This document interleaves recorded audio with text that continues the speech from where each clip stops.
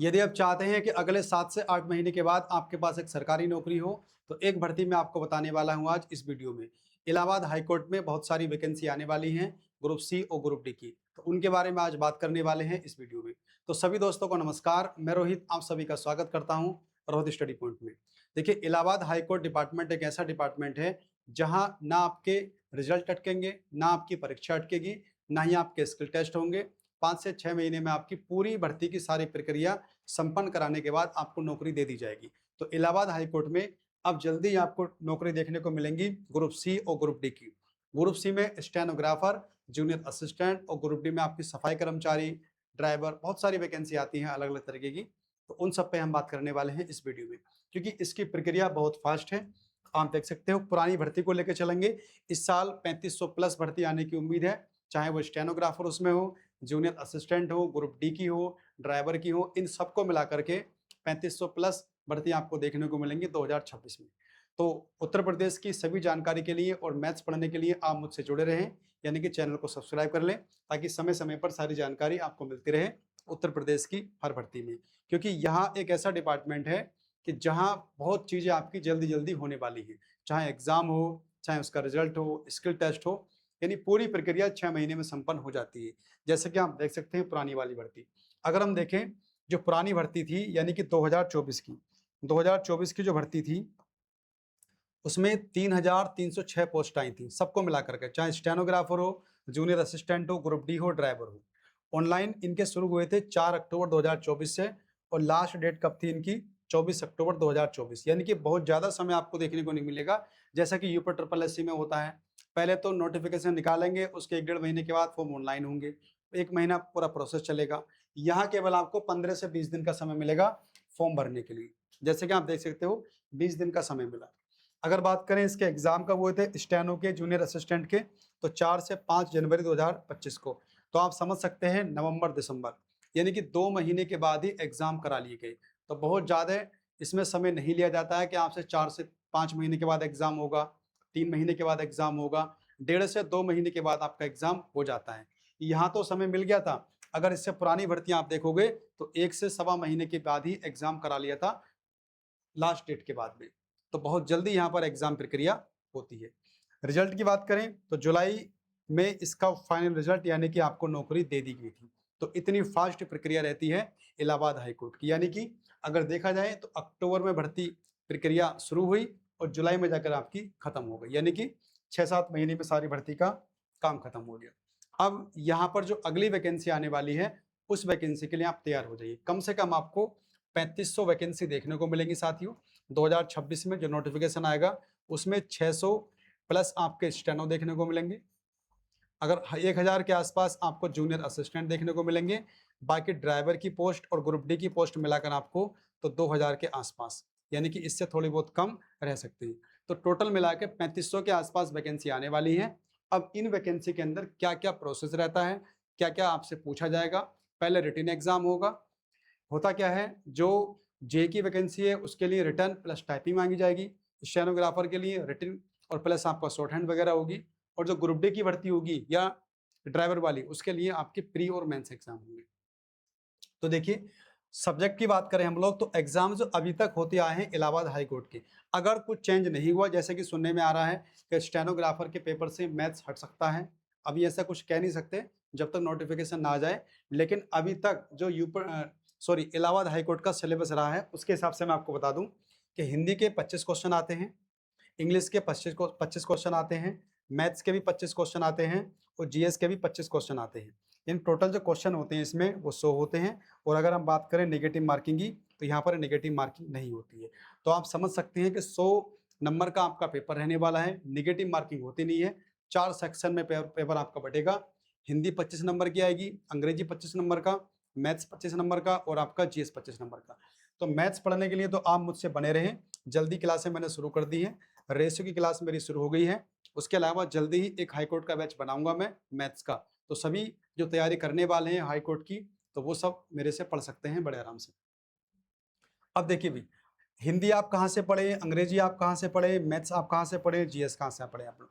अगर आप किसी भी एग्जाम की तैयारी कर रहे हो, चाहे उत्तर प्रदेश पुलिस हो, यूपी ट्रिपल एससी हो, तो हिंदी तो आप वहाँ से पढ़ते हैं, कोई नई चीज़ आपको नहीं पढ़नी है। बाकी सभी हिंदी होती है, जनरल हिंदी पूछी जाती है, वही यहाँ पूछी जाएगी आप लोगों से। अगर मैथ की बात करें तो जितने बच्चे एसएससी का एग्जाम देते हैं, रेलवे का एग्जाम देते हैं, तो उनको पता होगा कि मैथ्स कैसा आता है यहाँ पर, क्योंकि हाई कोर्ट में बहुत टफ सवाल नहीं पूछे जाएंगे, बहुत आसान भी नहीं पूछे जाएंगे, यानी कि इजी टू मॉडरेट रहता है, बहुत टफ सवाल नहीं पूछे जाते हैं।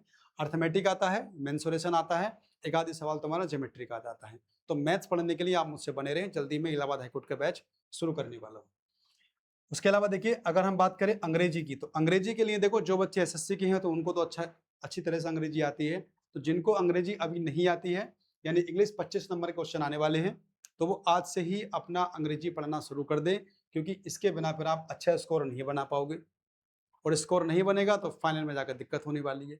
तो इसीलिए इंग्लिश आप लोग फॉलो करो। जीएस में देखिए, जीएस तो आप पढ़ते ही हैं, चाहे रेलवे के लिए पढ़े, एसएससी के लिए पढ़े, यूपी ट्रिपल एससी के लिए, पुलिस के लिए पढ़े, तो वही सब चीजें। यानी कुल मिलाकर कहानी ये है कि ये सारा जो सिलेबस है आपको अब से लग जाना है, यानी कि जुलाई खत्म होने वाला है, अगस्त सितंबर यानी अक्टूबर में कहीं आपको ये नोटिफिकेशन देखने को मिलेगा। जहां तक मुझे उम्मीद है अक्टूबर में नोटिफिकेशन आ जाएगा, और दिसंबर में आप एग्जाम मानकर चलिए। और किसी भी एग्जाम की तैयारी के लिए आज का जो कंपटीशन है उसके हिसाब से 6 महीने पहले से तैयारी में आप लग जाएं। ये मत सोचना इसका नोटिफिकेशन आएगा तब हम तैयारी शुरू करेंगे, तब कुछ नहीं कर पाओगे आप लोग, क्योंकि यहाँ मैथ्स भी है और आपकी इंग्लिश भी है। ये दोनों पढ़ने में आपको बहुत समय लगता है, क्योंकि मैथ्स को सीखने में, अंग्रेजी को जो बच्चे नए हैं तो उन्हें दिक्कत होती है। तो इसीलिए मैं कह रहा हूँ आप लोगों से कि आज से आप तैयारी शुरू कर दें इलाहाबाद हाईकोर्ट की, क्योंकि ये वैकेंसी ऐसी है जो बहुत जल्दी आपको नौकरी दिला देगी। देखिए, बाकी चीजें नेगेटिव मार्किंग यहाँ पर होती नहीं है। उसके अलावा देखिए, अब तैयारी कैसे करें। अब यहाँ पर देखिए 3 तरह की वैकेंसी आपको देखने को मिलेंगी, स्टेनोग्राफर, जूनियर असिस्टेंट और तीसरी ग्रुप डी। सबसे पहले यदि बात कर लें हम स्टेनोग्राफर की, तो स्टेनोग्राफर के लिए क्या करना पड़ेगा आपको, पहले तो एग्जाम पास करना पड़ेगा। अब उस एग्जाम में क्या क्या आएगा पीछे बता चुका हूँ आप लोगों को, 4 सब्जेक्ट पूछे जाएंगे आप लोगों से, इंग्लिश, मैथ, जीएस और हिंदी। तो अपनी तैयारी शुरू कर दीजिए सब्जेक्ट वाइज हिसाब से आप लोग। अब उसके बाद में शॉर्ट हैंड भी मांगी जाएगी आप लोगों से, ठीक है, जो 80 की स्पीड होती है, और टाइपिंग भी करनी होगी आप लोगों को। तो कहने का मतलब है, अगर आपको स्टेनोग्राफर बनना है तो रिटन एग्जाम होगा, उसके बाद आपकी शॉर्ट हैंड होगी और टाइपिंग होगी, उसके बाद में फिर आपकी कट ऑफ लगेगी, ठीक है। तो कट ऑफ में देखिए, ये शॉर्ट हैंड टाइपिंग भी आपकी 50 नंबर की होती है, तो यानी कि इनके नंबर भी यहाँ पर क्या होते हैं, ऐड होते हैं। क्या होते हैं, इनके नंबर ऐड होते हैं। अब यहाँ पर स्टेनोग्राफर 2 तरह से, हिंदी के भी आती हैं पोस्टें और अंग्रेजी की पोस्ट भी आती हैं। तो कुल मिलाकर मुझे ऐसा लग रहा है कि इस बार 600 प्लस पोस्ट आपकी आने वाली हैं, दोनों को मिला करके, यानी 600 और 650 के आसपास आपको वैकेंसी देखने को मिलने वाली है इलाहाबाद हाईकोर्ट में स्टेनोग्राफर की। तो अपनी तैयारी बिल्कुल तेजी से करना शुरू कर दें, क्योंकि ये सब तभी होगा जब आप एग्जाम क्वालिफाई करोगे। तो जो पहली नीड आपकी होगी एग्जाम क्वालिफाई की होगी, और यहाँ कॉम्पिटिशन कम रहता है, खास करके स्टेनोग्राफर में, क्योंकि शॉर्ट हैंड लिखना हर किसी के बस की बात नहीं होती है, ये आप जानते हो। और पिछली बार का तो मैटर भी इतना हार्ड था, आपने देखा भी होगा।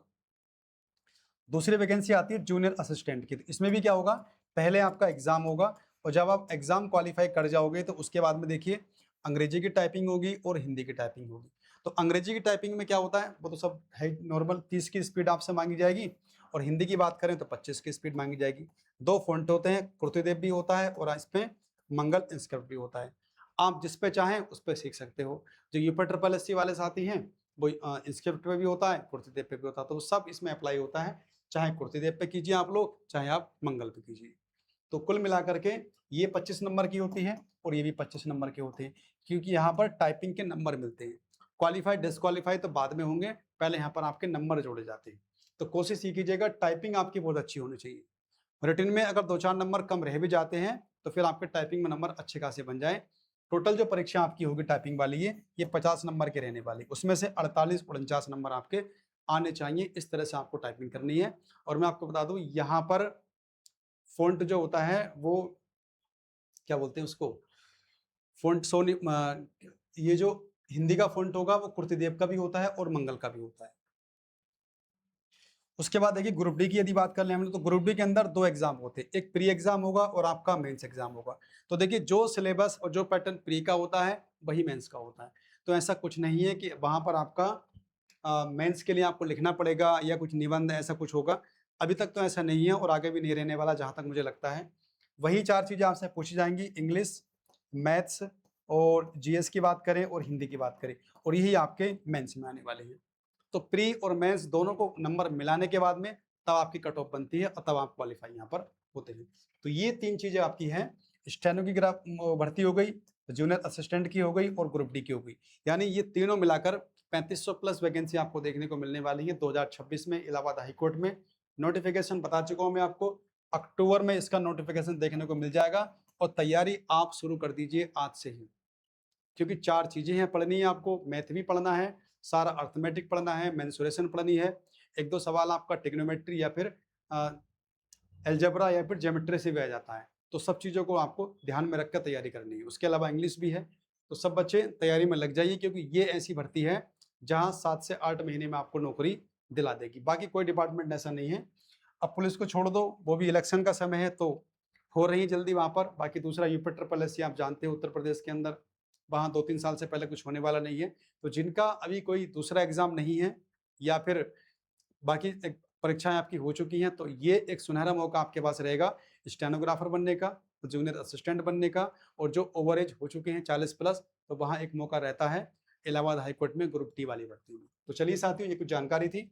बाकी मुझसे जुड़ने के लिए और मैथ्स पढ़ने के लिए ये मेरा टेलीग्राम चैनल है रोहित स्टडी पॉइंट, इसे आप लोग ज्वाइन कर लेना। और ये मेरा एप्लीकेशन है रोहित स्टडी पॉइंट, इसे आप लोग डाउनलोड कर लो, क्योंकि मेरी सारी क्लासें आपको यहाँ मिलेंगी। रहेंगी सारी क्लासें मेरी फ्री, लेकिन फिर भी जो कंटेंट होगा, जो बढ़िया बढ़िया चीज़ें आपको मिलने वाली, क्वेश्चन वगैरह, वो सब मेरे एप्लीकेशन पर मिलेंगी रोहित स्टडी पॉइंट पे। तो इसे आप डाउनलोड कर लेना। तो तैयारी शुरू कर दीजिए, इलाहाबाद हाईकोर्ट में वैकेंसी आ रही है, अच्छी खासी वैकेंसी आ रही है।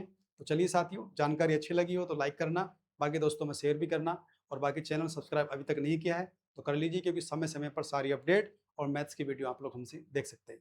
तो मिलते हैं अगली वीडियो, तब तक के लिए बाय एंड टेक केयर।